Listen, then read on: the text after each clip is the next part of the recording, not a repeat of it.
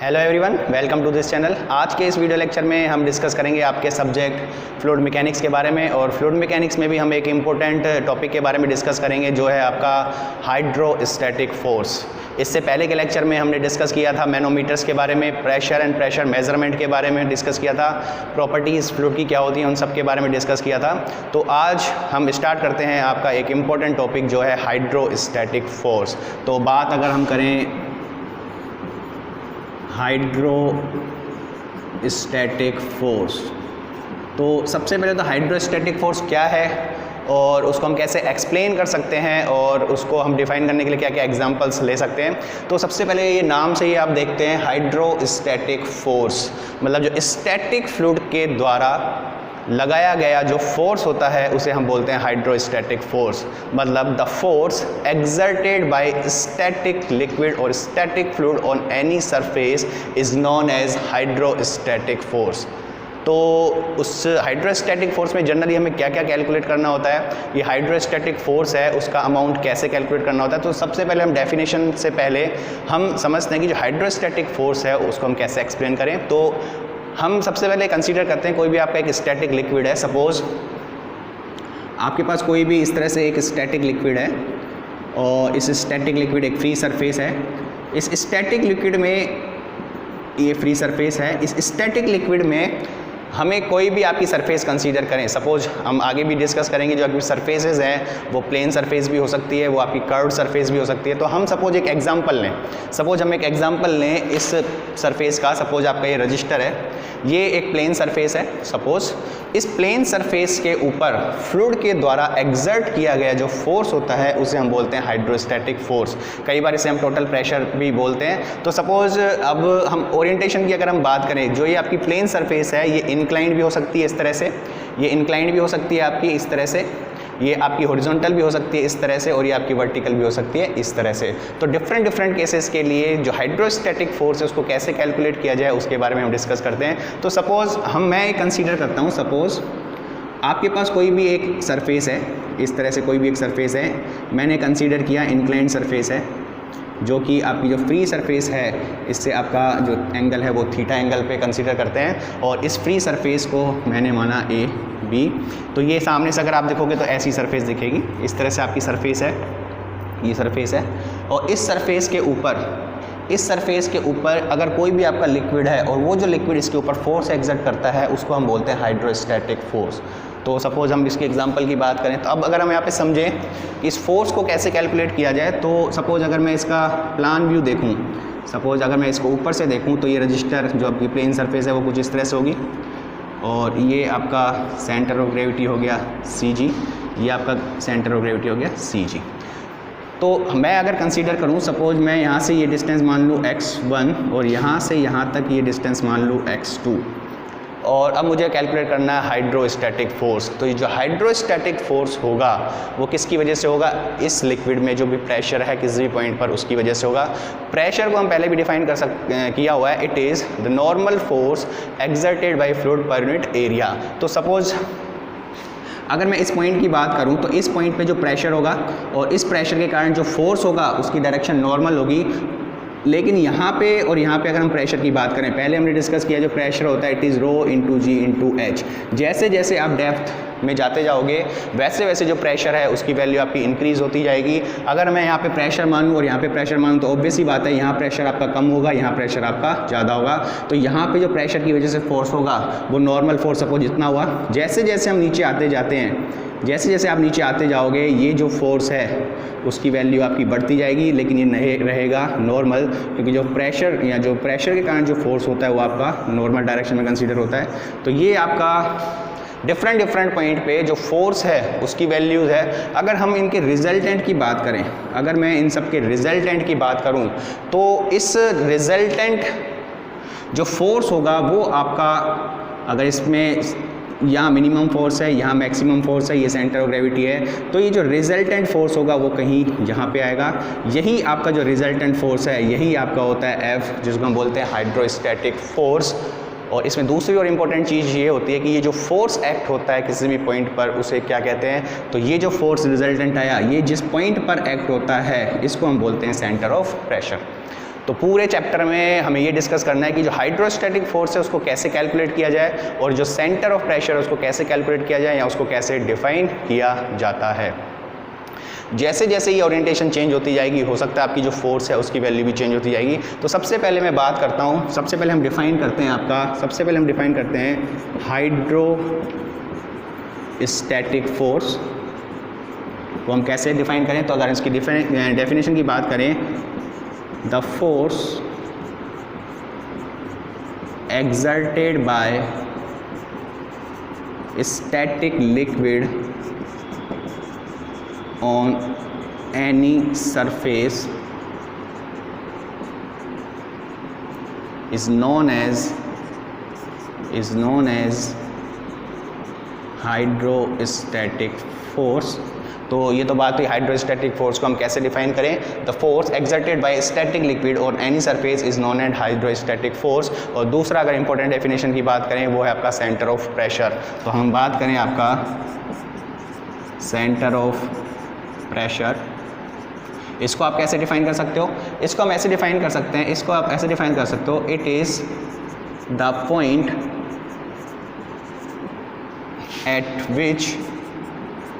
at which this hydrostatic force will act is known as center of pressure, जिसको आप बोलते हो CP। तो ऐसा पॉइंट जहाँ पे ये हाइड्रोस्टैटिक फोर्स आपका एक्सर्ट करता है उसको हम बोलते हैं सेंटर ऑफ प्रेशर। और इस पूरे चैप्टर में हम दो वैल्यूज़ को कैलकुलेट करेंगे। सबसे पहले हाइड्रोस्टैटिक फोर्स को कैसे कैलकुलेट किया जाए, उसका फॉर्मूला क्या होगा, और जो सेंटर ऑफ प्रेशर है उसकी लोकेशन क्या होगी। ये दोनों चीज़ आपकी इंपॉर्टेंट है। ऑब्जेक्टिव पॉइंट ऑफ व्यू से देखें तो ये डेफिनेशन भी इंपॉर्टेंट है। आगे हम अगर जो फॉर्मूले की बात करेंगे उसके बारे में भी हम अभी डिस्कस करते हैं। तो बात हम करते हैं जो हाइड्रोस्टैटिक फोर्स है उसके फॉर्मूले की, और इसी हाइड्रोस्टैटिक फोर्स को हम टोटल प्रेशर भी बोलते हैं। टोटल प्रेशर इसलिए क्योंकि जो फोर्स है it is due to pressure. तो अगर हम बात करें हाइड्रोस्टैटिक फोर्स और इसको हम बोलते हैं टोटल प्रेशर, तो इसको कैलकुलेट करना है। और अगर हम सपोज इस प्लेन सरफेस की बात करें तो इसको कैसे कैलकुलेट किया जाए। सपोज इस प्लेन सरफेस पे आप किसी भी एक एलिमेंट को कंसीडर करते हो, एक स्मॉल एलिमेंट को कंसीडर करते हो जो कि ये फ्री सरफेस से x डिस्टेंस पर है, और इसका जो स्मॉल एरिया है वो है सपोज dA। इस स्मॉल स्ट्रिप पर अगर हम फोर्स की बात करें तो फोर्स हम इजीली कैलकुलेट कर सकते हैं, क्योंकि अगर इस स्ट्रिप पे हमें प्रेशर पता पड़े कि प्रेशर कितना है और इस प्रेशर को इस एरिया से अगर आप मल्टीप्लाई कर दो तो आपको ये स्मॉल फोर्स काउंट होता है। तो अगर हम बात करें इस एलिमेंट्री पॉइंट पर प्रेशर की, तो प्रेशर की वैल्यू आपको पता है, ये जो स्ट्रिप है वो फ्री सरफेस से x डिस्टेंस पर है, और किसी भी x डेप्थ पर जो प्रेशर है उसकी वैल्यू हम लिखते हैं रो इंटू जी इंटू एच फॉर्मूले से। और अगर हम बात करें स्मॉल फोर्स dF, इस एलिमेंट एरिया पे स्मॉल फोर्स dF की बात करें तो प्रेशर और इंटू स्मॉल एरिया dA, तो ये dF की वैल्यू हम लिख सकते हैं प्रेशर रो इंटू जी इंटू एक्स। तो ये प्रेशर हो गया इस एलिमेंट्री एरिया पे, और ये आपका एरिया हो गया dA। तो ये तो बात हुई कि जो स्मॉल फोर्स है कैसे है। यहाँ अगर हम बात करें, जैसे जैसे देखो आप नीचे की तरफ जाते जाते हो इस फोर्स की वैल्यू बढ़ती जा रही है क्योंकि प्रेशर की वैल्यू बढ़ती जा रही है। लेकिन इंपॉर्टेंट चीज़ ये है कि ये जो फोर्स की डायरेक्शन है वो हमेशा नॉर्मल टू द सरफेस होगी, मतलब इसमें जो डायरेक्शन है वो कभी भी चेंज नहीं होगी। तो इसमें हमने एक स्ट्रिप पे अगर कैलकुलेट किया स्मॉल फोर्स, तो इस पूरी सरफेस के लिए हम मान लेते हैं कि कई सारी स्ट्रिप से मिलकर बना हुआ है। तो टोटल फोर्स कैलकुलेट करने के लिए F हम क्या करते हैं, इस स्मॉल फोर्स का इंटीग्रेशन कर देते हैं dF। तो यहाँ से F is equal to integration of rho into ji into x into dA, और F इक्वल टू आपका रो और जी हमेशा कांस्टेंट रहेगा, इंटीग्रेशन ऑफ x dA। और इसी x इंटू dA को, इसी x integration of x into dA को हम लिखते हैं x बार इंटू एरिया। तो यहाँ से जो फोर्स है, ये जो वैल्यू है वो बराबर होती है x dA x bar into ए। इसका हालांकि डेरिवेशन होता है, अभी हाल फिलहाल हमारा मतलब का नहीं है डेरिवेशन, पूरा डेरिवेशन ढंग से समझाया जाता है कि किस प्रकार से ये वैल्यूज़ कैलकुलेट होके आती हैं। अगर आपको डेरिवेशन देखना है तो उसका लिंक भी आपको अवेलेबल हो जाएगा इस डिस्क्रिप्शन बॉक्स में। पर हाल फिलहाल हमें ये देखना है कि ये जो डायरेक्ट वैल्यू है वो किसके बराबर आ जाती है, x बार इंटू एरिया के। तो यहाँ फॉर्मूला हो जाता है रो into ji into A into x bar. तो सबसे इंपॉर्टेंट चीज़ है ये जो है hydrostatic force, row into ji into A into x बार, जहाँ पे रो जो भी आपका स्टैटिक फ्लूइड है उसकी डेंसिटी, जी आपका gravity acceleration due to gravity, A वो जो आपकी प्लेन सरफेस है उसका एरिया, एरिया भी इंपॉर्टेंट है, कितने एरिया पे फोर्स एक्सर्ट होता है वो, और एक्स बार है आपका it is the distance of centre of gravity from the free surface. मतलब अगर ये आप सेंटर ऑफ ग्रेविटी की बात करें और ये आपकी फ्री सरफेस है तो यहाँ से यहाँ तक की डिस्टेंस आपकी होती है एक्स बार। ये बहुत इंपॉर्टेंट है, एक्स बार हमेशा ध्यान रखना। एक्स बार जो है it is distance of centre of gravity from the free surface. तो अगर हम बात करें एक्स बार की तो एक्स बार है distance of C G from free surface, distance of C G from free surface. एक और फॉर्मूला कई बार ऑब्जेक्टिव में डायरेक्ट ही पूछा जाता है हाइड्रोस्टैटिक फोर्स का, तो ध्यान रखना ये आप देखते हो रो इंटू जी। हम पहले भी डिस्कस करते हैं कि जो रो इंटू जी है it is specific weight, small W हमने डिस्कस भी किया था। तो एक और फॉर्मूला आप लिख सकते हो F equal to W into A into x bar. तो कभी भी आपको हाइड्रोस्टैटिक फोर्स को कैलकुलेट करना हो तो ये फॉर्मूला इंपॉर्टेंट है, रो इंटू जी इंटू ए एक्स बार। मेन बात ये है कि जो ओरिएंटेशन है वो चाहे आपकी कैसी भी हो, वो इंक्लाइंड भी हो सकती है, वो हॉरिजॉन्टल भी हो सकती है, वो वर्टिकल भी हो सकती है, डिपेंड करेगा कि वैल्यू ऑफ एक्स बार क्या है। जैसे जैसे फॉर्मूला सेम रहेगा लेकिन एक्स बार चेंज होने की वजह से आपका हाइड्रोस्टैटिक फोर्स भी चेंज हो जाएगा। तो ये तो ये फॉर्मूला हुआ हाइड्रोस्टैटिक फोर्स का। नेक्स्ट हम देखते हैं कि ये जो रिजल्टेंट फोर्स है जिसको ये जो हाइड्रोस्टैटिक फोर्स है वो जहाँ एक्ट करता है वो फ्री सरफेस हम कैसे डिफाइन कर सकते हैं उसके बारे में, जिसको हम बोलते हैं सेंटर ऑफ प्रेशर। तो इसके बाद हम देखते हैं कि जो वो फॉर्मूला है, हालांकि उसका भी डेरिवेशन होता है लेकिन हमारा मतलब नहीं है अभी डेरिवेशन का। डेरिवेशन अगर आपको डिटेल में देखना है तो उसको आप डिस्क्रिप्शन बॉक्स में लिंक के द्वारा आप उसको देख सकते हो, सब कुछ वहाँ पे अवेलेबल होगा आपको। तो चलिए हम अभी फॉर्मूले की बात करते हैं, इसका फॉर्मूला है वो कैसे डिफाइन किया जाए। तो अभी हम बात करते हैं सेंटर ऑफ प्रेशर के बारे में, जिसको हम सीपी कहते हैं। हमने डिफाइन किया था कि जो सेंटर ऑफ प्रेशर है वो कहाँ होता है, तो हम ये डिफाइन करते हैं ये आपकी फ्री सरफेस है, ये आपका सेंटर ऑफ प्रेशर है जहाँ पे रिजल्टेंट फोर्स आपका एक्सर्ट होता है। तो इस फ्री सरफेस से जो सेंटर ऑफ प्रेशर की डिस्टेंस है उससे हम लिख सकते हैं एच स्टार। सपोज हमने बात की एच स्टार की, एच स्टार क्या है, the distance of centre of pressure from the free surface. तो सेंटर ऑफ प्रेशर को कहीं ना कहीं आप लोकेट करोगे तो फ्री सरफेस हम उसको लोकेट करते हैं। मेन बात है कि जो इसका फॉर्मूला है वो कैसे डिफाइन किया जाए। तो जो फॉर्मूला होगा सेंटर ऑफ प्रेशर का, तो H star equal to X bar plus I G upon A X bar और इंटू साइन स्क्वायर थीटा। ये आपका जनरलाइज फॉर्मूला है। जनरलाइज फॉर्मूला का मतलब है किसी भी सरफेस के लिए आप इसको अप्लाई कर सकते हो। प्लेन सरफेस होनी चाहिए और जो ओरिएंटेशन है उसमें जैसे जैसे आपका एंगल चेंज होगा वैसे वैसे ओरिएंटेशन चेंज होगी। अभी हम देखेंगे नेक्स्ट, जैसे जैसे आप ओरिएंटेशन चेंज करोगे वैसे वैसे जो वैल्यूज़ है वो हम कैसे डिफाइन करते हैं। तो यहाँ अगर हम बात करें, एच स्टार आपका था distance of centre of pressure from free surface, क्योंकि हमें फ्री सरफेस से डिफाइन करना है।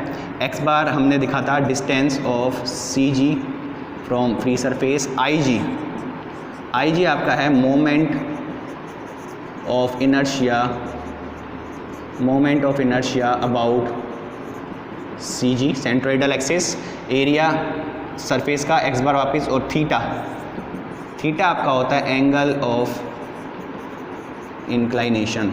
जो इंक्लाइनेशन एंगल है जो सरफेस है वो इस फ्री सरफेस से कितना एंगल आपका बनाती है उसको हम बोलते हैं एंगल ऑफ इंक्लाइनेशन। तो ये आपका इंपॉर्टेंट फॉर्मूला है। कई बार ऑब्जेक्टिव में डायरेक्ट आपको फॉर्मूले की बात की जाती है, वो आप यहाँ से देख सकते हैं। दूसरी बात ये पूछी जाती है कि जैसे जैसे आपकी जो ओरिएंटेशन है वो अगर हम चेंज करते जाएँ तो जो हाइड्रोस्टैटिक फोर्स है और जो आपका सेंटर ऑफ प्रेशर की लोकेशन है वो कैसे कैसे चेंज होगी। हालांकि अगर हम यहाँ पे बात करें तो यहाँ पे कई बार ऑब्जेक्टिव में पूछा जाता है कि जो सेंटर ऑफ प्रेशर है और जो सेंटर ऑफ ग्रेविटी है वो कैसे रिलेट होते हैं, मतलब जो सेंटर ऑफ प्रेशर उसकी लोकेशन क्या होगी। तो इस फॉर्मूले से यहाँ हम देख सकते हैं centre of pressure centre of gravity plus, sign है प्लस का, इसका मतलब जो सेंटर ऑफ प्रेशर है it is always below the centre of gravity. तो सबसे पहले अगर हम एक इम्पोर्टेंट की बात करें, centre of pressure is always below the centre of pressure. Horizontal की अगर हम बात करें, हॉरिजॉन्टल के केस में जो सेंटर ऑफ प्रेशर और सेंटर ऑफ ग्रेविटी वो आपस में कोइंसाइड कर जाते हैं, हम अभी देखते हैं। तो ये कई बार पूछा हुआ है कि जो सेंटर ऑफ प्रेशर है वो कहाँ होता है। दूसरा कई बार क्वेश्चन आता है कि जैसे जैसे आप डेप्थ घटाते जाए, जैसे जैसे आप डेप्थ बढ़ाते जाओगे वैसे वैसे सेंटर ऑफ प्रेशर और सेंटर ऑफ ग्रेविटी में क्या रिलेशन होगा। तो देखो अगर हम बात करें यहाँ पे सेंटर ऑफ प्रेशर और सेंटर ऑफ ग्रेविटी की बात करें तो यहाँ से अगर आप देखते हो कि जो एच स्टार है माइनस एक्स बार, ये आपका हो जाता है आई G upon A X bar और इंटू साइन स्क्वायर थीटा। तो यहाँ वही डिफरेंस है, सेंटर ऑफ प्रेशर और सेंटर ऑफ ग्रेविटी के बीच का डिफरेंस है।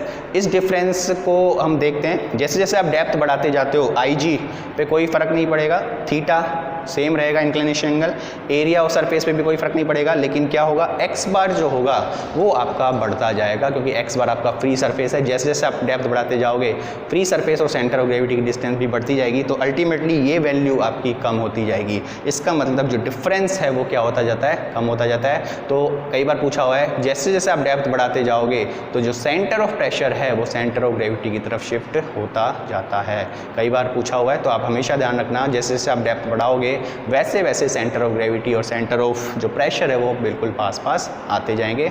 नेक्स्ट हम देखते हैं कि जो तीनों ओरिएंटेशन है, आपकी इंक्लाइंड ओरिएंटेशन हो, चाहे आपकी वर्टिकल ओरिएंटेशन हो, चाहे आपकी हॉरिजॉन्टल ओरिएंटेशन हो, और इम्पोर्टेंट ये है कि ये जो सरफेस है वो प्लेन सरफेस होगी, मतलब जो फोर्स की डायरेक्शन है वो हमेशा नॉर्मल रहेगी, कभी भी चेंज नहीं होगी।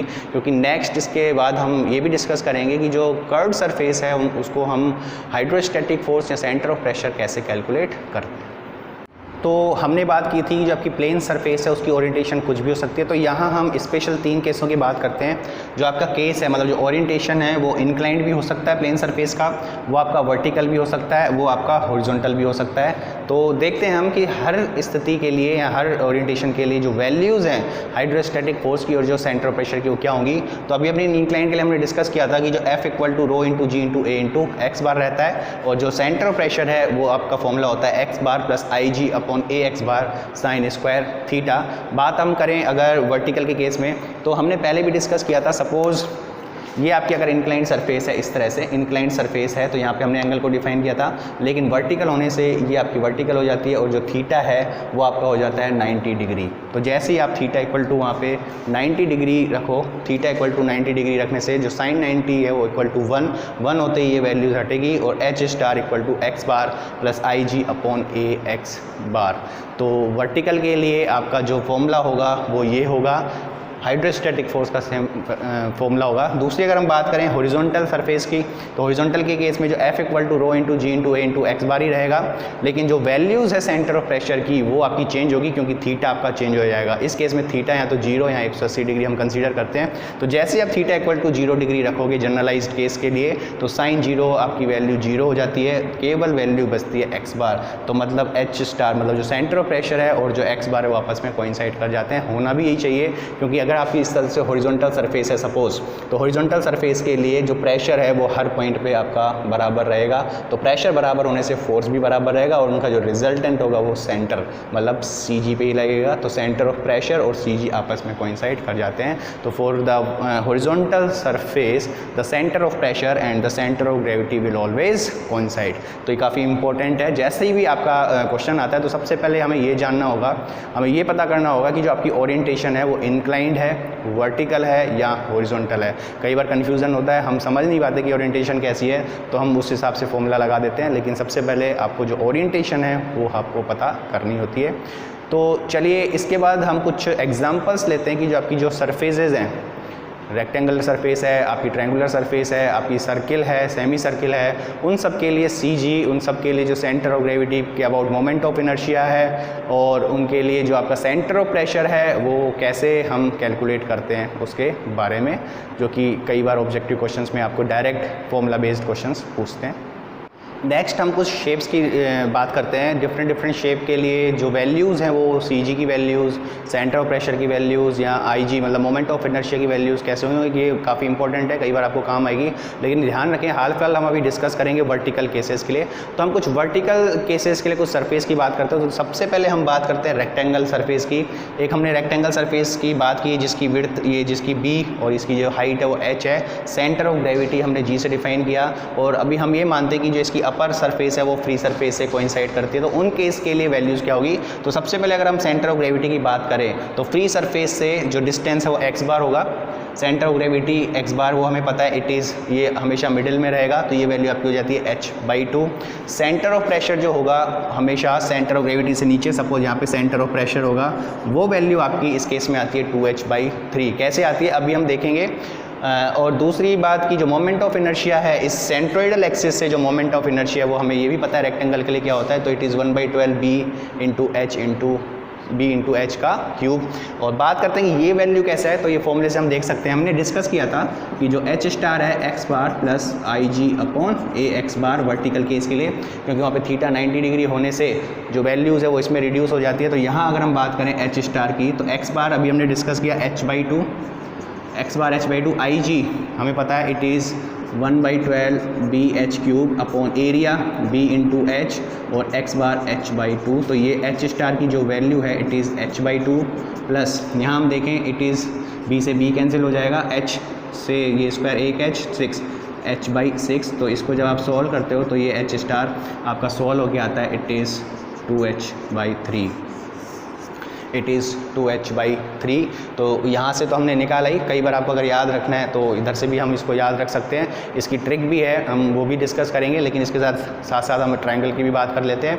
दूसरा बात मैं आपको ये बता रहा हूँ कि जो सेंटर ऑफ प्रेशर है वो कभी भी विड्थ पे डिपेंड नहीं करेगा। कई बार क्वेश्चंस आते हैं सेंटर ऑफ प्रेशर की बात करता है लेकिन विड्थ की कोई इन्फॉर्मेशन नहीं देता, तो स्टूडेंट कन्फ्यूज़ हो जाते हैं कि विड्थ क्या किया जाए। तो आप कभी भी देखोगे जो विड्थ है उस पर कभी भी सेंटर ऑफ प्रेशर डिपेंड नहीं करेगा, क्योंकि जो प्रेशर है वो केवल और केवल किस पे डिपेंड करता है, डेप्थ पे। कभी भी आप देखोगे यहाँ पे विड्थ b थी और b आपस में कैंसिल हो जाएगी, रेक्टेंगल हो चाहे आपका ट्रायंगुलर हो उसमें भी आपकी सारी सरफेसेस जो विड्थ है वो कैंसिल हो जाती है। नेक्स्ट हम बात करें ट्रायंगल केस की। ट्रायंगल आपके कई सारे केस हो सकते हैं, ये मैंने एग्जांपल लिया है, इसका जो वर्टेक्स है वो फ्री सरफेस से कोइंसाइड करता है, इसका जो बेस है वो भी कर सकता था, लेकिन अभी हम इसकी बात करते हैं। तो इस केस में अगर g सेंटर ऑफ ग्रेविटी यहाँ से है तो ये डिस्टेंस हमें पता है इट इज़ 2h/3, जो फ्री सरफेस से x बार है वो 2h/3 होगा। सेंटर ऑफ प्रेशर की वैल्यू होगी 3h/4, वो भी हम इस फॉर्मूले से कैलकुलेट कर सकते हैं। और जो मोमेंट ऑफ इनर्शिया है अबाउट सेंट्रोइडल एक्सिस उसकी वैल्यू होगी bh³/36, सेंटर से पास होने वाली अक्ष के सापेक्ष Ig=bh³/36। वैल्यूज़ अगर हम बात करें h स्टार की, वर्टिकल केस है, फॉर्मूला हम ये लगा सकते हैं Ig/ax बार। इसको आप सॉल्व करते हो तो x बार हमने डिस्कस किया it is 2h/3, Ig/bh³/36, area 1/2। Triangle के एरिया की अगर हम बात करें तो एरिया आप लिख सकते हो it is 1/2 base into height, तो 1/2 और b इंटू एच और x बार 2h/3। देखो यहाँ पे भी b से b विड्थ से विड्थ कैंसिल हो जाता है तो डिपेंड नहीं करेगा। तो अगर हम बात करें h स्टार की तो ये है 2h/3 प्लस यहाँ पे अगर बात करें इट इज़ 3 और ये 9, तो ये भाई h/9, तो यहाँ पे ये h अपॉन ये देखो ये 36 है, तो 2 से अगर हम डिवाइड करते हैं तो 2 से ये 18 और ये आपका 3 यहाँ, तो 2 से ये 2 कैंसिल कर दो तो 3 और ये 36 तो ये 12 बचता है। और इसको जब सॉल्व करोगे तो यहाँ से आप कैलकुलेट कर सकते हो इट इज़ 3h/4। ये वैल्यूज़ हम कैलकुलेट करते हैं इस फॉर्मूले से। दूसरा हम ये डिस्कस करते हैं ट्रिक के बारे में। यहाँ अगर देखें, अगर सेंटर ऑफ ग्रेविटी पता है तो सेंटर ऑफ प्रेशर को कैसे निकाला जाए, तो यहाँ अगर हम एक सिंपलेस्ट ट्रिक की बात करें, यहाँ देखिए यहाँ 1 और यहाँ नीचे 2, इसको अगर हम 1 कंसीडर करें 1, तो यहाँ 1 + 1 कर दो तो 2 हो जाएगा, यहाँ 2 + 1 कर दो तो 3 हो जाएगा। तो इस 1 में हम +1 कर दें और इस 2 में हम +1 कर दें तो ये 2 और ये 3, तो 2/3। सिमिलरली अगर हम इसकी बात करें तो यहाँ पे 2 है तो 2 + 1 और यहाँ 3 है तो 3 + 1, तो ये हो जाएगा 3/4। सिंपलेस्ट ट्रिक है, कहीं भी आपको कभी भी कन्फ्यूज़न है तो मेन फॉर्मूला तो आपका ये है ही, क्योंकि फॉर्मूले से अच्छा आपका कुछ भी नहीं हो सकता। ट्रिक तो हो सकता है आप भूल जाए, लेकिन फॉर्मूला अगर आपको याद है तो कभी भी आपका क्वेश्चंस गलत नहीं हो सकता। लेकिन तभी भी आपको एक ट्रिक की बात करें तो यहाँ से हम इस तरह से कैलकुलेट कर सकते हैं। दूसरा हम और सरफेस की बात करते हैं, जब तक आप इसको देख सकते हैं। अभी हमने 2 सरफेस की बात की, नेक्स्ट हम और सरफेस की बात करते हैं। तो नेक्स्ट हम और सरफेसेस की बात करते हैं। नेक्स्ट आपका 3 था ट्राइंगल, हमने इससे पहले डिस्कस किया था। वो जो ट्राइंगल था उसका जो वर्टेक्स था वो फ्री सरफेस से कोइंसाइड हो रहा था, लेकिन यहाँ पे जो बेस है वो कोइंसाइड होगा। तो यहाँ अगर हम सेंटर ऑफ ग्रेविटी की बात करें तो ये डिस्टेंस आपकी होती है h/3 और ये होती है 2h/3। तो मुझे हमेशा जो सरफेस है वहाँ से देखना है, तो x बार आपका हो जाता है h/3। सेंटर ऑफ प्रेशर की बात करें तो ये वैल्यूज़ आपकी कैलकुलेट होकर आती है h/2, जो कि उस फॉर्मूले से कैलकुलेट होगी। मोमेंट ऑफ इनर्शिया की बात करें तो bh³/36 इस केस के लिए भी होगा। ओरिएंटेशन आपका चेंज हो जाएगा तो ये कई वैल्यूज़ चेंज नहीं होगी। वैल्यूज़ की बात करें तो यहाँ h स्टार की बात करें तो x बार आपका था h/2 plus IG bh³/36, area आपका 1/2 b × h और x बार आपका था h/2। तो यहाँ से अगर हम बात करें h स्टार की तो ये हो जाएगा h/2 प्लस x बार आपका h/3 है, तो ये वैल्यू होगी h/3। तो यहाँ अगर हम बात करें देखो यहाँ पे v से v कैंसिल हो जाएगा, 2h² है, यहाँ क्यूब है तो h बचेगा, तो यहाँ ऊपर h बचेगा, यहाँ पे हो जाएगा 9। तो ये वैल्यूज़ h/3 और h/9, तो ये वैल्यू जब आप सॉल्व करोगे तो इट इज़ h/2। तो ये वैल्यूज़ आपकी कैलकुलेट होकर आती है h/2। तो यहाँ पे भी अगर हम ट्रिक की बात करें, ट्रिक हमने देखा था 1, इसको अगर हम 1 माने तो 1 + 1 और 3 + 1, तो ये 2/4 यानी 1/2। तो ये 1/2 इस तरह से हम कैलकुलेट कर सकते हैं। इस ट्रिक को भी हम लगा सकते हैं।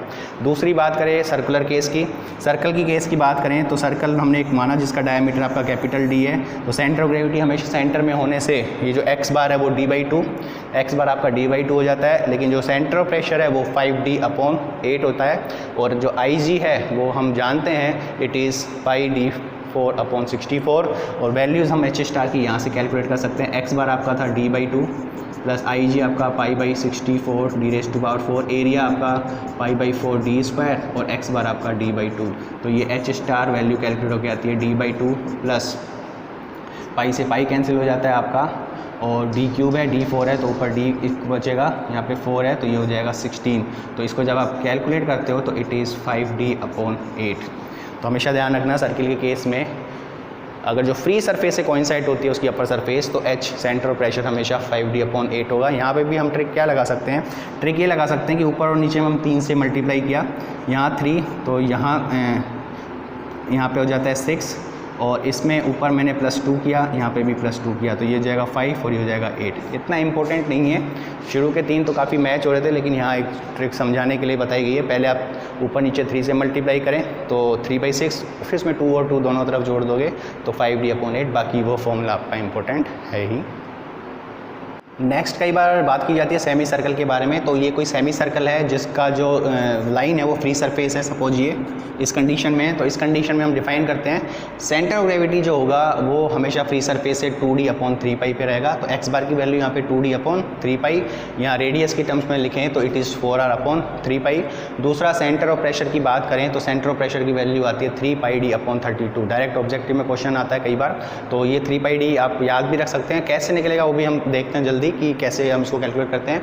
दूसरा अगर मोमेंट ऑफ इनर्शिया की बात करें IG, तो इसके लिए IG कैलकुलेट करने के लिए हम जो है पैरेलल एक्सिस थ्योरम को यूज़ करते हैं, क्योंकि मुझे यहाँ के लिए जो है वो मोमेंट ऑफ इनर्शिया पता है। सपोज ये आपकी x है तो मोमेंट ऑफ इनर्शिया यहाँ के लिए मुझे पता है। पूरे सर्कल के लिए आप π/64 d⁴ लेते हो, तो हाफ सर्कल है तो हाफ के लिए 128। तो ये अगर हम बात करें, और दूसरा जो IG हम कैसे निकालेंगे, IG आप इस फॉर्मूले से निकाल सकते हो पैरेलल एक्सिस थ्योरम से।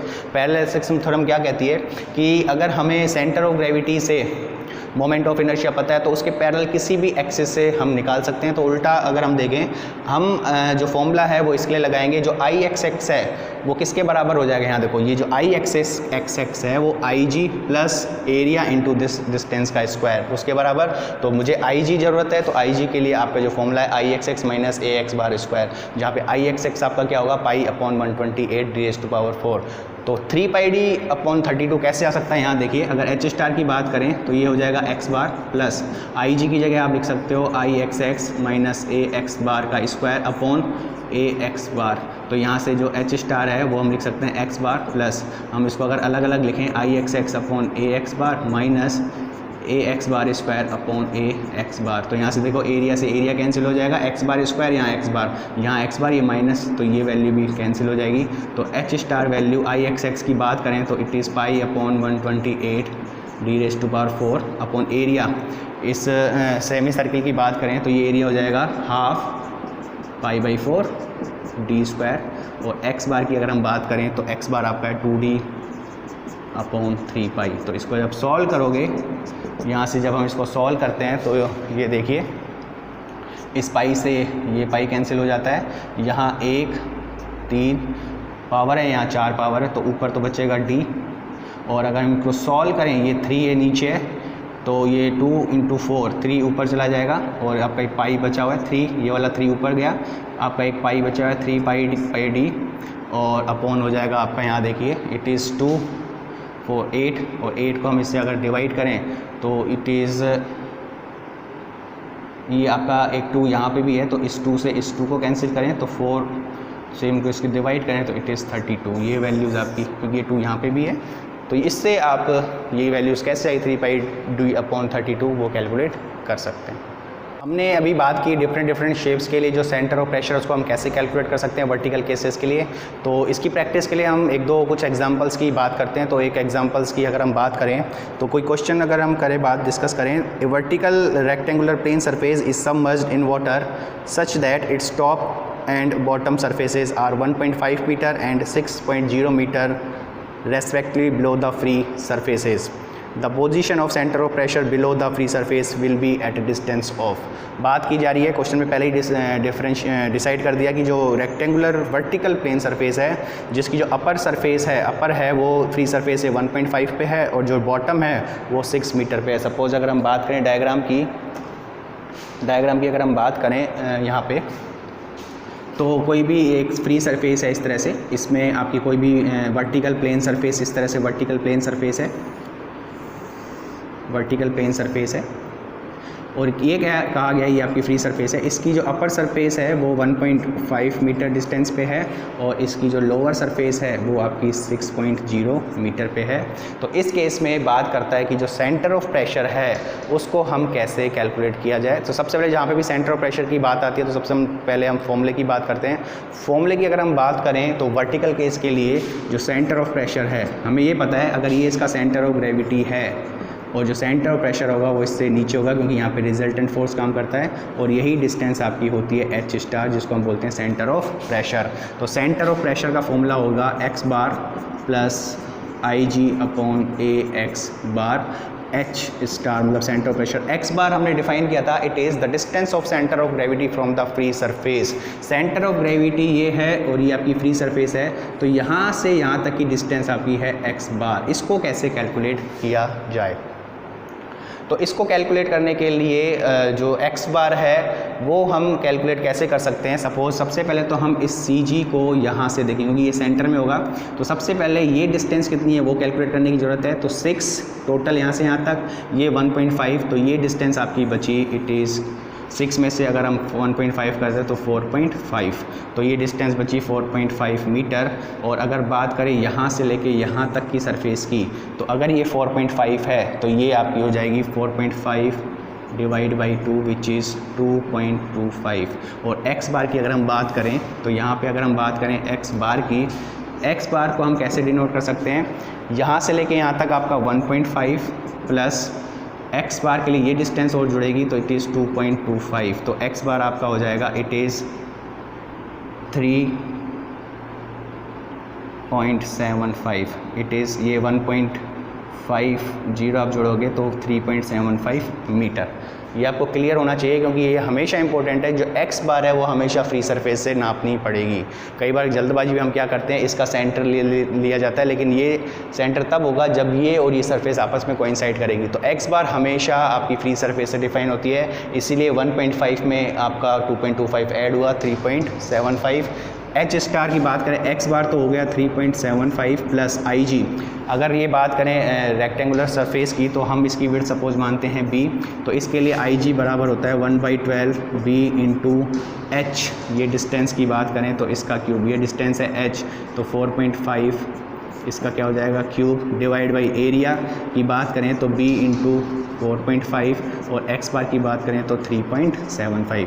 तो यहाँ पे भी देखिए सेंटर ऑफ प्रेशर की बात हुई थी, विड्थ की बात नहीं की गई, इसीलिए यहाँ पे भी आपकी जो विड्थ है वो कैंसिल हो जाती है। और जब आप इसको सॉल्व करोगे एच स्टार, इसको जब आप सॉल्व करोगे तो सॉल्व होके ये वैल्यू आपकी आती है 4.2 मीटर। ये वैल्यू आपकी हो जाती है 4.2 मीटर। और यहाँ से भी क्लियर है कि जो 4.2 मीटर है इट इज़ ग्रेटर देन 3.75, मतलब CG से हमेशा नीचे। और ये आप क्रॉस चेक भी कर सकते हो कि जो सेंटर ऑफ प्रेशर की वैल्यू है, अगर हम हॉरिजॉन्टल को अगर छोड़ दें तो बाकी केसेस में जो सेंटर ऑफ प्रेशर है वो हमेशा सेंटर ऑफ ग्रेविटी से नीचे होना चाहिए। तो ये तो बात हुई सेंटर ऑफ प्रेशर की, हम कैसे कैलकुलेट कर सकते हैं। हाइड्रोस्टैटिक फोर्स को भी हम कैलकुलेट कर सकते हैं। हाइड्रोस्टैटिक फोर्स के लिए हम कैसे, हालांकि इसमें पूछा नहीं हुआ क्वेश्चन में, लेकिन हम कह सकते हैं कि जो F है रो into ji into A into x बार। रो अगर वाटर दिया हुआ है तो 1000, जी की वैल्यू 9.81, एरिया आपका हो जाएगा B, अगर विड्थ आपको भी दी हुई है तो B, और H आपका 4.5, और यहाँ पे एक्स बार आपने कैलकुलेट किया ही था, इट इज़ 3.75 न्यूटन। तो यहाँ से हम सिंपल रो इंटू जी इंटू ए एक्स बार से किसी भी प्लेन सरफेस के लिए हाइड्रोस्टैटिक फोर्स या टोटल प्रेशर को भी कैलकुलेट कर सकते हैं। ध्यान रखना, टोटल प्रेशर भी बोला जाता है लेकिन यूनिट हमेशा न्यूटन मतलब फोर्स की रहेगी। नाम हो सकता है आपका टोटल प्रेशर बोल दिया जाए, ये इसलिए बोला गया क्योंकि ये जो भी हाइड्रोस्टैटिक फोर्स है वो प्रेशर की वजह से आता है। एक और सिंपलेस्ट केस की बात करते हैं जहाँ पे इस हाइड्रोस्टैटिक फोर्स के एग्जांपल्स होते हैं। जनरली हम अगर एग्जांपल्स की बात करें तो जो वर्टिकल गेट्स हैं, आपके जितने भी डैम्स हैं या जो ओपन होते हैं, स्लूज गेट्स हैं वगैरह, वहाँ पे हाइड्रोस्टैटिक फोर्स का काफ़ी रोल होता है।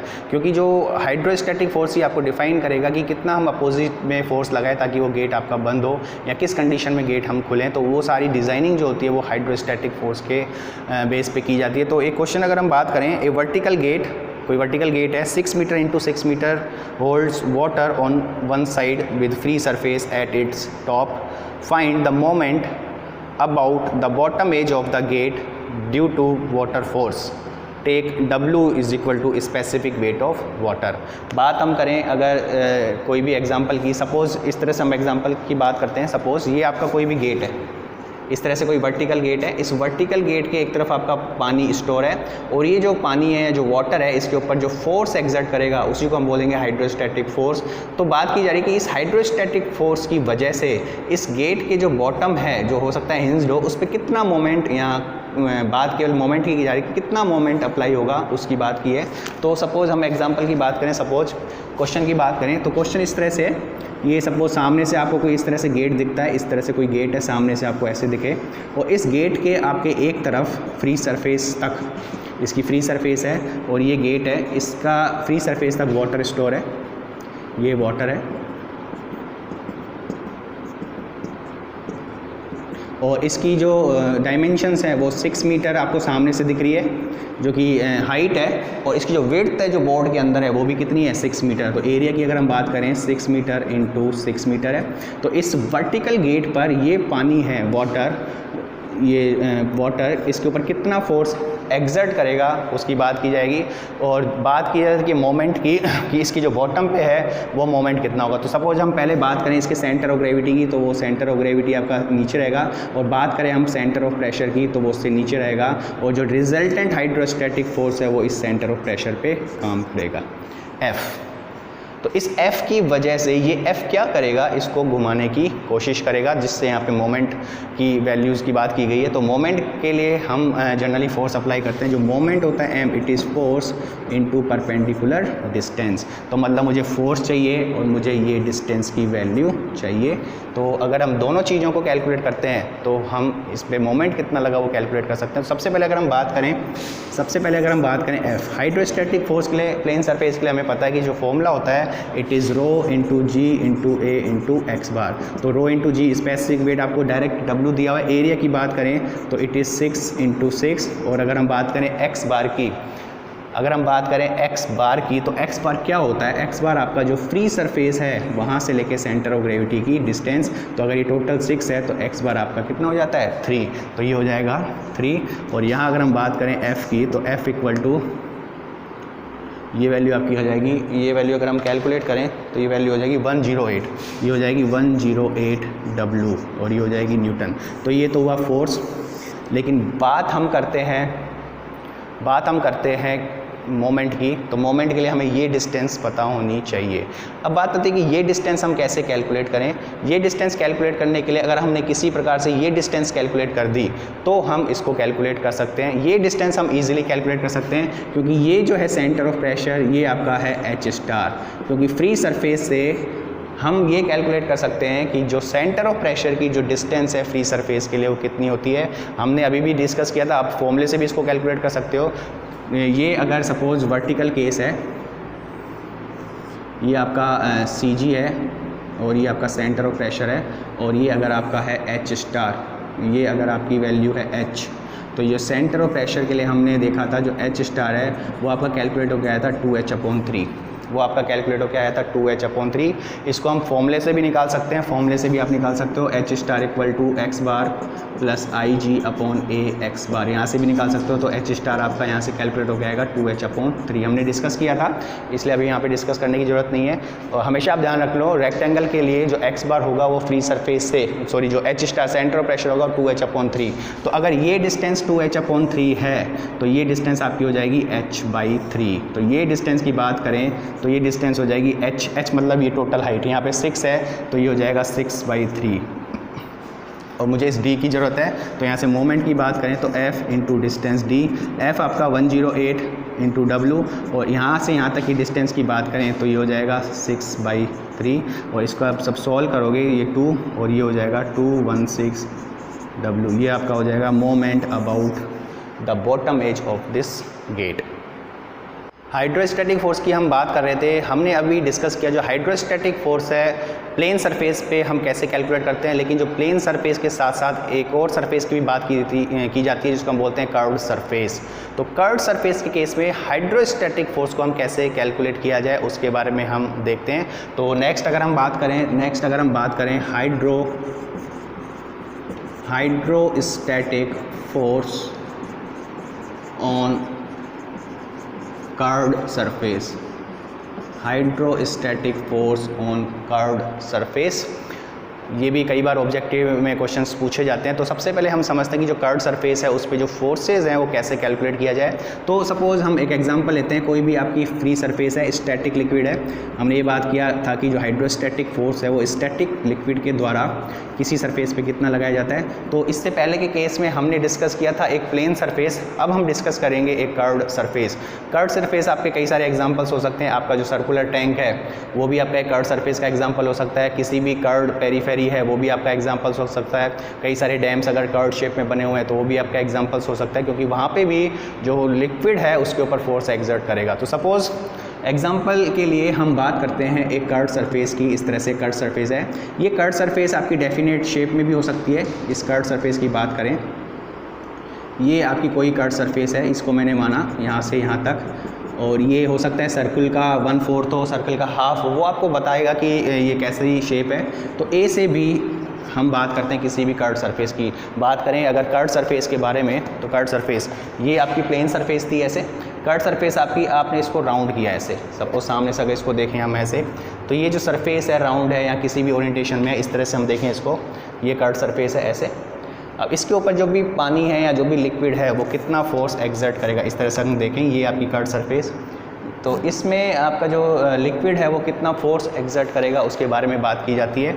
तो ये जो फ्लूइड है, लिक्विड है, इसके ऊपर भी फोर्स एक्सर्ट करेगा। तो देखते हैं कि कैसे हम कैलकुलेट करें। तो अगर हम बात करें इसके पॉइंट की, यहाँ पे प्रेशर की वैल्यूज़ चेंज होती जाएगी, लेकिन यहाँ अगर हम एक डिफरेंशिएट करें पहले वाले केस से, पहले वाले केस में क्या था कि जो फोर्स की डायरेक्शन थी वो हर पॉइंट पे सेम थी, डायरेक्शन सेम थी, इसलिए हमने एक एलिमेंट को कंसीडर किया और सबके लिए हमने उसका इंटीग्रेशन कर दिया। लेकिन यहाँ पे ये केस आपका पॉसिबल नहीं होगा, क्योंकि अगर हम इस एलिमेंट की बात करें तो यहाँ पे फोर्स की डायरेक्शन ये होगी, जैसे जैसे आप नीचे जाते जाओगे ये फोर्स की वैल्यू आपकी चेंज होती जाएगी, क्योंकि जो आपका जो प्रेशर की वजह से जो फोर्स होगा वो एक नॉर्मल फोर्स होगा। तो इस तरह से पूरे एलिमेंट या पूरी सरफेस के लिए जो फोर्स की डायरेक्शन है वो आपकी चेंज हो जाती है, तो इसलिए वहाँ पे हम इंटीग्रेशन नहीं कर सकते। तो यहाँ पे क्या किया जाए, तो यहाँ पे अगर हम बात करें इस सरफेस की, तो यहाँ पे वो वाला केस तो पॉसिबल नहीं है। तो यहाँ पे हम क्या करते हैं, यहाँ पे अगर टोटल आपको हाइड्रोस्टैटिक फोर्स निकालना है तो यहाँ हमें दो कंपोनेंट निकालने की ज़रूरत होती है, क्योंकि यहाँ पे अगर हम बात करें इस कर्व सरफेस की, तो यहाँ हॉरिजॉन्टल डायरेक्शन और वर्टिकल डायरेक्शन दोनों में आपका फोर्स एक्सर्ट होगा। तो इस केस में हमें दो फोर्स को कैलकुलेट करने की ज़रूरत होती है। एक इस कर्व सरफेस के ऊपर हॉरिजॉन्टल कंपोनेंट कितना है, कितना फोर्स लग रहा है, और वर्टिकल डायरेक्शन में कितना फोर्स लग रहा है। तो हॉरिजॉन्टल और वर्टिकल के बाद हम इसके ऊपर रिजल्टेंट फोर्स को कैलकुलेट करते हैं। तो एक एक करके हम ये देखेंगे कि जो इस कर्व सरफेस पे जो हॉरिजॉन्टल कंपोनेंट ऑफ फोर्स है वो कैसे निकाला जाए। तो सबसे पहले हम बात करें हॉरिजॉन्टल कंपोनेंट, जिसको हम बोलते हैं FH से। हॉरिजॉन्टल कंपोनेंट कैसे निकाला जाए, देखो समझते हैं हम। इसका सबसे सिंपलेस्ट तरीका है, जो भी आपकी कर्व सरफेस है, कर्व सरफेस का अगर हम एक वर्टिकल प्रोजेक्शन एरिया लें, वर्टिकल प्रोजेक्शन एरिया का मतलब क्या हुआ, सपोज ये आपकी इंक्लाइन सरफेस है, आप वर्टिकल प्रोजेक्शन ले रहे हो तो दो लाइन ऐसे खींची, दो लाइन, इसका जो प्रोजेक्शन बना वो एक स्ट्रेट लाइन बना या एक प्लेन सरफेस बना, तो ये आपका वर्टिकल प्रोजेक्शन है। तो इस केस में भी अगर हम बात करें वर्टिकल प्रोजेक्शन की, तो यहाँ हमने इसको एक्सटेंड किया, यहाँ हमने इसको एक्सटेंड किया, तो ये आपकी जो नई सरफेस बनी, जो इस कर्व सरफेस का वर्टिकल प्रोजेक्शन, ये हमने माना A' B'। कर्व सरफेस का वर्टिकल प्रोजेक्शन हम एक न्यूमेरिकल करेंगे, उसमें आपको ज़्यादा क्लियर होगा, लेकिन अभी समझिए कि ये कैसे कैलकुलेट होगा। कर्व सरफेस का वर्टिकल प्रोजेक्शन एरिया हमने लिया, ये एक इमेजिनरी एरिया है, ये एक्चुअल एरिया नहीं है, एक्चुअल एरिया आपका कर्व सरफेस ही है, लेकिन कैसे कैलकुलेट किया जाए उसको समझाने के लिए ये स्टेप लिया जाता है। वर्टिकल प्रोजेक्शन एरिया जो भी आपका इमेजिनरी बना, इस वर्टिकल प्रोजेक्शन एरिया पर अगर आप टोटल हाइड्रोस्टैटिक फोर्स कैलकुलेट करते हो तो वही आपका हॉरिजॉन्टल कंपोनेंट होता है इस कर्व सरफेस के लिए। तो कभी भी आपको कर्व सरफेस के लिए हॉरिजॉन्टल कंपोनेंट FH निकालना, तो सबसे पहले आप क्या करोगे, इस कर्व सरफेस का वर्टिकल प्रोजेक्शन एरिया लोगे इमेजिनरी, और उस वर्टिकल प्रोजेक्शन एरिया पर हाइड्रोस्टैटिक फोर्स को कैलकुलेट करोगे, तो वो आपका हॉरिजॉन्टल कंपोनेंट होगा। तो बात करें हॉरिजॉन्टल कंपोनेंट FH की, ये कैसे हम कैलकुलेट करें, it is the hydrostatic force on vertical projection area of curved surface and it will act on center of pressure on corresponding area। तो बात करें कि जो हॉरिजॉन्टल कंपोनेंट है उसको कैसे निकाला जाए। ये जो आपकी इमेजिनरी सरफेस बनी, इस पर अगर हम हाइड्रोस्टैटिक फोर्स को कैलकुलेट करें तो वही आपका हॉरिजॉन्टल कंपोनेंट होगा। हाइड्रोस्टैटिक फोर्स की बात हम पहले भी कर चुके हैं, it is F = ρ × G × A × x बार। तो हाइड्रोस्टैटिक फोर्स इस प्रोजेक्शन एरिया पे हम कैलकुलेट करें तो ये फॉर्मूला लगेगा, रो जहाँ पे जो भी लिक्विड आप कंसीडर कर रहे हो उसकी डेंसिटी, G आपका कांस्टेंट, एरिया। यहाँ पे इंपॉर्टेंट ये है कि जो एरिया है वो किसका लिया जाए, ऑब्वियस सी बात है, हम इसके ऊपर हाइड्रोस्टैटिक फोर्स निकालते हैं तो इसका एरिया कंसीडर होगा। एरिया की अगर हम बात करें तो एरिया कैसे कैलकुलेट हो सकता है, सपोज ये कोई डेफिनेट शेप होगी, सपोज ये यहाँ से यहाँ तक कोई रेडियस है, सर्किल का 1/4 है, तो ये तो सामने रेडियस हो जाएगी। इस रेडियस को आपकी जो विड्थ है इस कर्व सरफेस की, विड्थ आपको बताई जाएगी कितनी है, तो इस रेडियस को आप इसकी विड्थ से अगर मल्टीप्लाई कर दोगे तो वो एरिया तो कैलकुलेट हो जाएगा इमेजिनरी सरफेस का। फिर आती है x बार, x बार भी किसका होगा, इस इमेजिनरी सरफेस एरिया का। x बार का मतलब था कि जो ये फ्री सरफेस है, इस फ्री सरफेस से इसके सेंटर ऑफ ग्रेविटी की डिस्टेंस क्या है, वही आपकी होती है x बार। तो ये वैल्यू इमेजिनरी जो भी आपकी वर्टिकल प्रोजेक्शन एरिया हुआ उस पर सारी कैलकुलेशन करनी होती है, ρ × G × A × x bar. Area भी उस वर्टिकल प्रोजेक्शन एरिया का होगा और x बार भी उस वर्टिकल प्रोजेक्शन एरिया का लिया जाता है। तो ये तो बात हुई कि हॉरिजॉन्टल कंपोनेंट को कैसे कैलकुलेट किया जाए। दूसरी बात होती है, और ये भी ध्यान रखना, ये कहाँ एक्ट करेगा, ये एक्ट करेगा हमेशा centre of pressure of corresponding vertical projection area पर। जो भी आपका वर्टिकल प्रोजेक्शन एरिया है उसका जो भी सेंटर ऑफ प्रेशर होगा वहाँ पे ये हाइड्रोस्टैटिक फोर्स एक्ट करेगा। तो अगर हम बात करें तो हाइड्रोस्टैटिक फोर्स की, तो ये वैल्यू यहाँ पे हाइड्रोस्टैटिक फोर्स एक्ट करेगा FH। और इसके बाद हम बात करते हैं कि जो वर्टिकल प्रोजेक्शन एरिया है, वर्टिकल प्रोजेक्शन एरिया तो हमने डिस्कस किया, जो वर्टिकल कंपोनेंट ऑफ फोर्स है उसको हम कैसे कैलकुलेट करते हैं। दूसरा अगर हम बात करें वर्टिकल कंपोनेंट की, तो बात हम करें वर्टिकल कंपोनेंट FV। तो उसको कैसे कैलकुलेट किया जाए, जैसे हमने FH हॉरिजॉन्टल कंपोनेंट देखा था, ऐसे ही हम देखते हैं वर्टिकल कंपोनेंट कैसे कैलकुलेट किया जाए। तो हमेशा ध्यान रखना वर्टिकल कंपोनेंट के लिए क्या करना है। वर्टिकल कंपोनेंट के लिए आपकी जो भी ये कर्व सरफेस है, ये कर्व सरफेस इस फ्री सरफेस तक, ये जो कर्व सरफेस है वो फ्री सरफेस तक कितने लिक्विड के वेट को बियर करती है। जैसे सपोज हमने यहाँ से इसको एक्सटेंड किया ये, और यहाँ से इसको एक्सटेंड किया ये, तो ये जो आपका लिक्विड है इस कर्व सरफेस के ऊपर कितना वेट एक्सर्ट करता है, वही आपका बराबर होता है किसके, वर्टिकल कंपोनेंट ऑफ फोर्स के। और वो कहाँ एक्ट करेगा, वो आपका जितना भी ये वॉल्यूम है उसके सेंटर ऑफ ग्रेविटी पर एक्ट करेगा। तो अगर हम बात करें इस वर्टिकल कंपोनेंट की, तो ये होगा it is equal to the weight of liquid contained by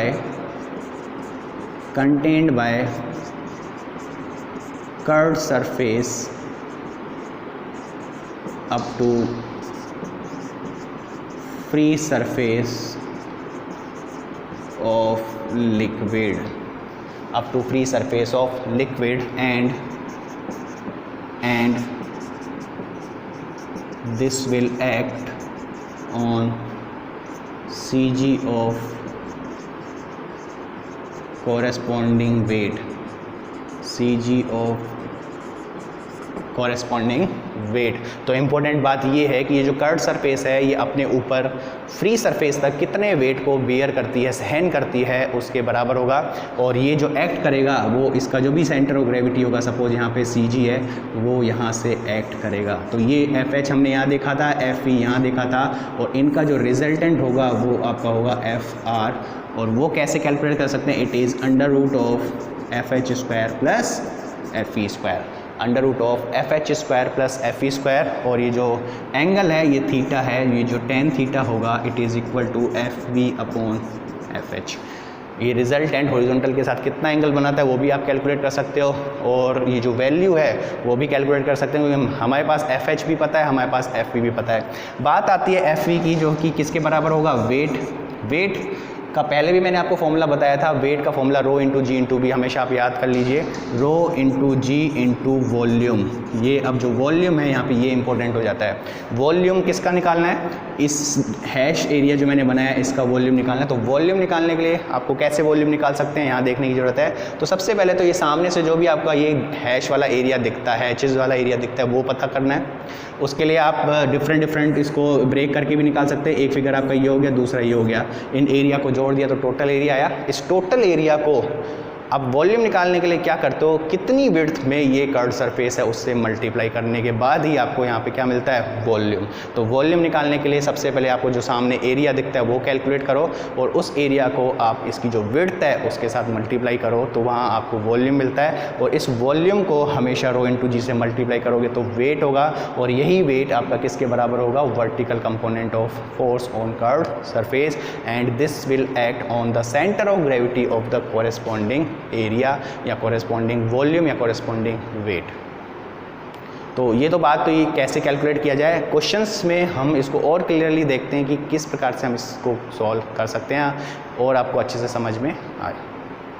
एक एग्जांपल से हम जो भी कर्व्ड सरफेस है उसके ऊपर हाइड्रोस्टैटिक फोर्स को कैसे कैलकुलेट करें वो हम देखते हैं। क्वेश्चन की बात करें, ये क्वेश्चन है आपका, the tank in the figure, ये फिगर आपको दिया हुआ है, इज़ 3 मीटर वाइड, विड्थ दी हुई है 3 metre wide, calculate the hydrostatic horizontal vertical and resultant force on 1/4 of a circle BC। 1/4 of a circle ये दिया हुआ है, नाम इसको BC। Take water as a fluid, मतलब ये जो वाटर, ये जो फ्लूइड है, लिक्विड है, वो आपका वाटर है। तो इस केस में बात की गई है कि जो आप इस कर्व्ड सरफेस पे, इस कर्व्ड सरफेस पे किस प्रकार से हाइड्रोस्टैटिक हॉरिजॉन्टल, हाइड्रोस्टैटिक वर्टिकल और हाइड्रोस्टैटिक रिजल्टेंट फोर्स की हम बात करें तो एक एक करके हम देखते हैं। तो सबसे पहले हम बात करते हैं हाइड्रोस्टैटिक हॉरिजॉन्टल फोर्स। अगर हम बात करें हॉरिजॉन्टल कंपोनेंट FH, तो FH की बात करें तो FH को हमने पहले भी देखा था। FH क्या था, hydrostatic force on vertical projection area, hydrostatic force on vertical projection area. तो सबसे पहले ये जो आपकी कर्व्ड सरफेस है, ये जो आपकी कर्व्ड सरफेस है, इसका जो वर्टिकल प्रोजेक्शन एरिया है वो हम लेंगे।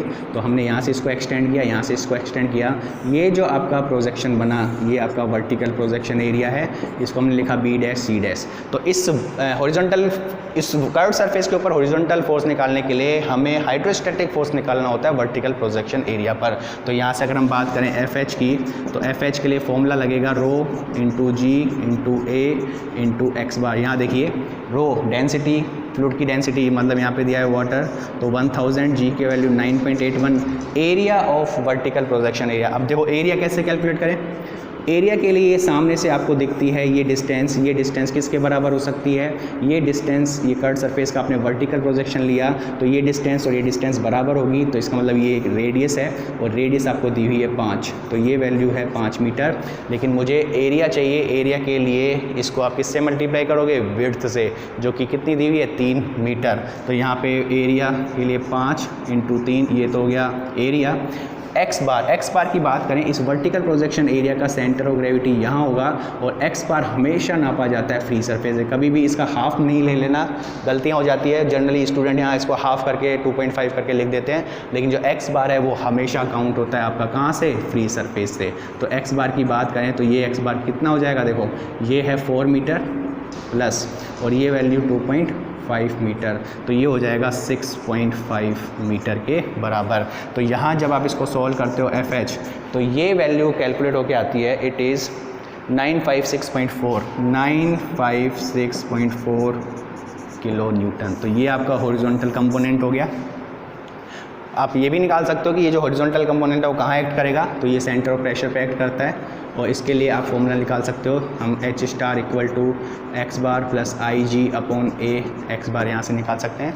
पर हाल फिलहाल हमें ज़रूरत नहीं है, क्योंकि हमसे केवल हॉरिजॉन्टल कंपोनेंट है वो कितना होगा उसकी बात की गई है। नेक्स्ट हम देखते हैं कि इसके ऊपर वर्टिकल कंपोनेंट को कैसे कैलकुलेट किया जाए। तो नेक्स्ट हम बात करते हैं वर्टिकल कंपोनेंट FB। बात करें वर्टिकल कंपोनेंट FE को कैसे निकाला जाए, तो FE हमने पहले भी कैलकुलेट किया था। FE किसके बराबर होता है, weight of liquid contained by curved surface up to free surface. तो देखो वेट के लिए फॉर्मूला बताया था, रो इंटू जी इंटू वॉल्यूम। तो वॉल्यूम भी कौन सा हो जाएगा, volume contained by the curved surface up to free surface. तो volume contained by curved surface. तो देखिए यहाँ पे वॉल्यूम की अगर हम बात करें तो रो इंटू जी वॉल्यूम कैलकुलेट करना है।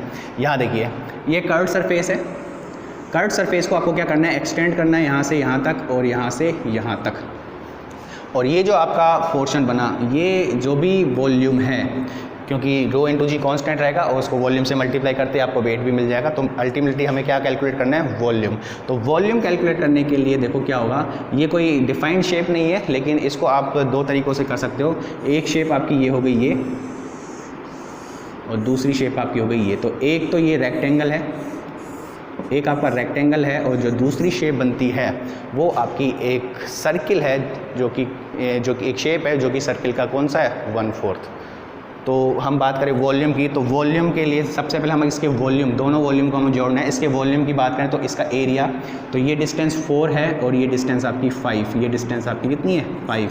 तो इसका तो एरिया 4 × 5, और इसकी जो विड्थ होगी वो 3 होगी, जो कि आपको बोर्ड के अंदर की तरफ है। तो ये तो वॉल्यूम होगा फर्स्ट का, प्लस दूसरा अगर हम बात करें इस शेप की, तो इस शेप का सबसे पहले एरिया 1/4 ऑफ सर्किल। तो 1/4 और सर्किल का एरिया होता है आपका π/4d²। तो रेडियस 5 है, तो ये हो जाएगा 10 का स्क्वायर। तो ये तो हो गया एरिया, और इसको भी आप किससे मल्टीप्लाई करेंगे, इसकी विड्थ। तो विड्थ तो कांस्टेंट है, तो विड्थ कितनी है आपकी 3 मीटर, तो ये हो गया 3 मीटर। तो ये आपका हो गया टोटल वॉल्यूम, और ये आपका रो इंटू जी। तो FE इक्वल टू रो वही 1000, जी की वैल्यू 9.81, और इसको जब आप सॉल्व करोगे 4 × 5 × 3 प्लस 1/4 ऑफ π/4, डी स्क्वायर 10 का स्क्वायर और इंटू विड्थ 3।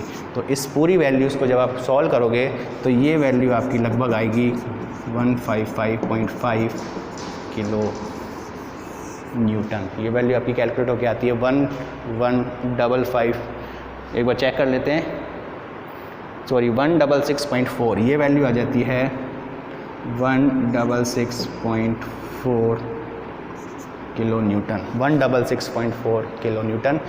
तो हमारे पास हॉरिजॉन्टल कंपोनेंट आ गया, हमारे पास वर्टिकल कंपोनेंट आ गया। अब बात करें अगर हम रिजल्टेंट की, तो एफ रिजल्टेंट की बात करें तो it is F H square plus F V square.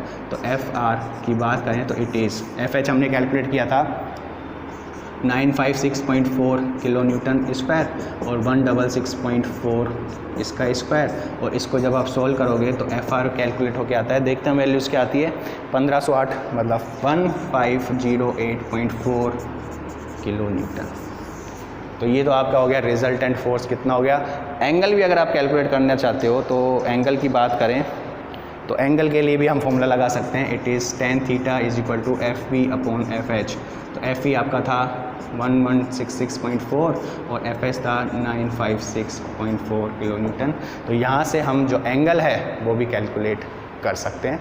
तो ये हालांकि ऑब्जेक्टिव पॉइंट ऑफ व्यू का नहीं है क्वेश्चन, लेकिन यहाँ से कई सारे छोटे छोटे क्वेश्चंस ऑब्जेक्टिव पे बनते हैं। जनरली ऑब्जेक्टिव में क्वेश्चंस क्या बनते हैं कर्व सरफेस के ऊपर कि जो हॉरिजॉन्टल कंपोनेंट है वो किसके बराबर होगा, ऑप्शन दिए जाएंगे 4 कि जो हाइड्रोस्टैटिक फोर्स है वो वर्टिकल प्रोजेक्शन एरिया पे, हॉरिजॉन्टल प्रोजेक्शन एरिया पे उसके वेट के बराबर, जो आपको ऑप्शन है वो देखना होता है। इसी प्रकार से जो वर्टिकल कंपोनेंट है वो किसके बराबर होगा, तो आपको बताना होता है कि जो कर्व सरफेस अपनी फ्री सरफेस तक कितने वेट को बियर करती है उसके बराबर होगा। हो सकता है आपसे पूछते हैं कि जो वर्टिकल कंपोनेंट है वो कहाँ से एक्ट करेगा, तो वो भी आप कह सकते हो कि जो कॉरेस्पॉन्डिंग सी होगा उस वेट का वहाँ से एक्ट करेगा। तो इस प्रकार से 3-4 क्वेश्चंस आपके जो कर्व सरफेस है उसके ऊपर भी बनते हैं। हाइड्रोस्टैटिक फोर्स में एक और इम्पोर्टेंट टॉपिक की बात की जाती है जिसको हम बोलते हैं प्रेशर डायग्राम। सिंपलेस्ट ऑब्जेक्टिव में भी क्वेश्चंस बनते हैं, तो अभी थोड़ा डिस्कस करते हैं कि जो प्रेशर डायग्राम है वो क्या है, उसको कैसे एक्सप्लेन करें।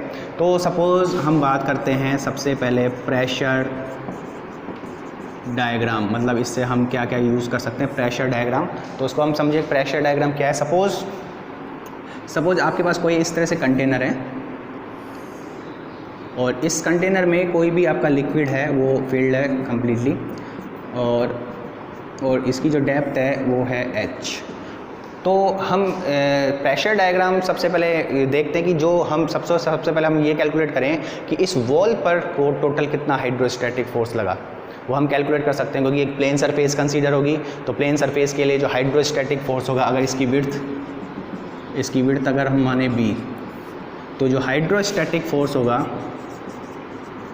हाइड्रोस्टैटिक फोर्स ऑन वॉल किसके बराबर होगा, F equal to rho into ji into A into x bar. तो ये तो हो जाएगा हाइड्रोस्टैटिक फोर्स। तो जहाँ पे एरिया किसके बराबर हो जाएगा, एरिया आपका ये हो जाएगा H, और इसकी जो विड्थ है वो किसके बराबर, B के बराबर। तो रो इंटू जी इंटू ए एक्स बार हम डायरेक्ट निकाल सकते हैं, लेकिन किसी भी वॉल पे जो हाइड्रोस्टैटिक फोर्स है उसको हम प्रेशर डायग्राम से भी कैलकुलेट कर सकते हैं। कैसे कर सकते हैं, सबसे पहले हम अगर प्रेशर की बात करें तो देखिए यहाँ अगर बात करें प्रेशर की वैल्यू 0 होगी क्योंकि यहाँ पे कोई भी डेप्थ नहीं है। जैसे जैसे डेप्थ आपकी बढ़ती जाएगी वैसे वैसे प्रेशर की वैल्यू भी बढ़ती जाएगी, क्योंकि हमें पता है कि जो प्रेशर है it is given as rho into ji into depth h। तो यहाँ 0 है, तो जैसे जैसे आप नीचे जाते जाओगे ये वैल्यू आपकी बढ़ती जाएगी, और जो मैक्सिमम वैल्यू जो होगी वो आपकी होगी बिल्कुल बॉटम पे, और ये वैल्यू आपकी होगी रो इंटू जी इंटू एच के बराबर। तो ये वैल्यूज़ है प्रेशर की, और ये आपका हो जाता है प्रेशर डायग्राम। तो अगर हम बात करें इस प्रेशर डायग्राम के एरिया की, यहाँ देखिए अगर हम बात करें एरिया ऑफ प्रेशर डायग्राम, तो प्रेशर डायग्राम के एरिया की बात करें तो एरिया देखो इस प्रेशर डायग्राम जो बना ट्रायंगुलर, इसके एरिया की बात करें तो 1/2 ये आपका बेस हो गया रो इंटू जी इंटू एच मल्टीप्लाइड आपकी ये डिस्टेंस हो जाएगी h। तो ये डिस्टेंस आपकी हो जाएगी h।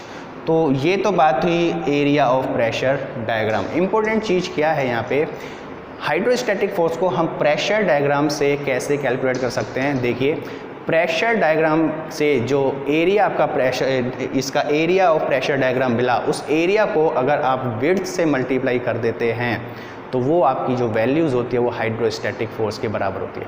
ये तो हाइड्रोस्टैटिक फोर्स हम निकाल सकते हैं, सिंपलेस्ट है, लेकिन हाइड्रोस्टैटिक फोर्स को प्रेशर डायग्राम से कैसे निकालें? प्रेशर डायग्राम बनाइए, उस डायग्राम का एरिया कैलकुलेट कीजिए और उस एरिया को आप विड्थ के साथ मल्टीप्लाई कीजिए तो आपको हाइड्रोस्टैटिक फोर्स मिलता है। तो अगर हम बात करें हाइड्रोस्टैटिक फोर्स जो कि बराबर होगा एरिया ऑफ प्रेशर डायग्राम और इनटू विड्थ। तो यहाँ देखिए एरिया था 1/2 रो इंटू जी इंटू एच इंटू ये एच और विड्थ आपकी है बी।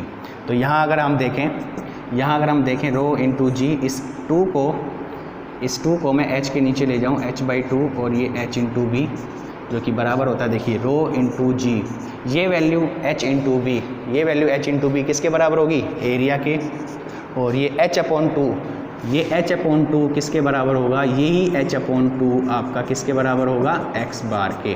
मतलब ये जो वैल्यू है h/2, क्योंकि ये आपका सेंटर ऑफ ग्रेविटी है और सेंटर ऑफ ग्रेविटी की जो फ्री सरफेस से डिस्टेंस होती है उसी को आप बोलते हो x बार। तो ये h/2 को मैं कैलकुलेट कर सकता हूँ एज ए x बार। तो यहाँ से आया रो into ji into A into x bar.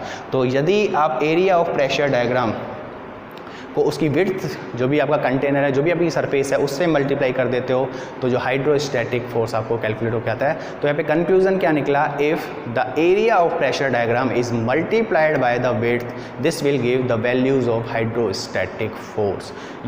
यहाँ तो चलो हम ये डायरेक्ट निकाल सकते हैं। ये इंपॉर्टेंट कहाँ होता है? जहाँ पे आपके 2 या 3 लेयर फ्लूइड्स की होती है और वहाँ आपको वॉल पे सरफेस वो वॉल पे कैलकुलेट करना है। कैसे? तो उसके लिए हम देखते हैं। सपोज तो देखिए प्रेशर डायग्राम आपका इंपॉर्टेंट कहाँ होता है? जहाँ पे भी किसी भी कंटेनर में आपके 2 लिक्विड हों वहाँ पे हाइड्रोस्टैटिक फोर्स वॉल पे कैलकुलेट करना हो तो कैसे कीजिएगा?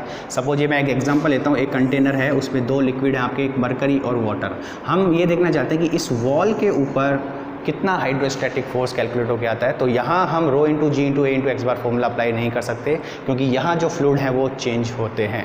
एक्स बार किसका ले, एरिया किसका ले। तो यहाँ पे प्रेशर डायग्राम का इंपॉर्टेंस होता है।